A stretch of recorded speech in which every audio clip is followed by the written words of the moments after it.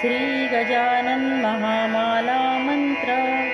ॐ इदं विष्णुविचित्रमित्रेणानिदधे पदं समूढमस्य पाङ्गुसुरे स्वाहा।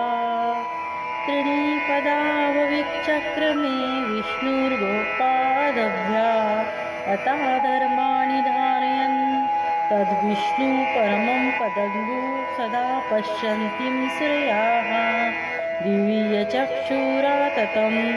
ॐ नमो भगवते गजाननाय दर्शनमात्रदुःखदहनाय विदेहदेह दिगम्बराय आनन्दकन्दसच्चिदानन्दाय परमहंसाय अवधूताय मनोवाञ्छितफलप्रदाय अयोनिसम्भवाय महासिद्धाय गणगणगणातभूते महामन्त्राय सर्वयन्त्रमन्त्रतन्त्रस्वरूपाय सर्वसम्पूटपल्लवस्वरूपाय ॐ नमो महापुरुषाय स्वाहा नमः। श्री सद्गुरु पादुका पूजनात श्री गुरुचे आवाहन करावे।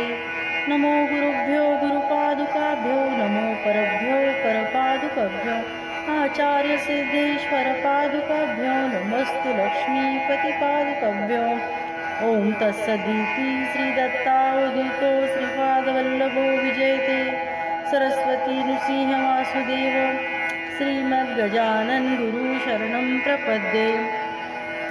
ॐ दिगम्बराय विद्महे गणगणगणातभूते धीमहि तन्नो सद्गुरु गजानन प्रचोदयात्।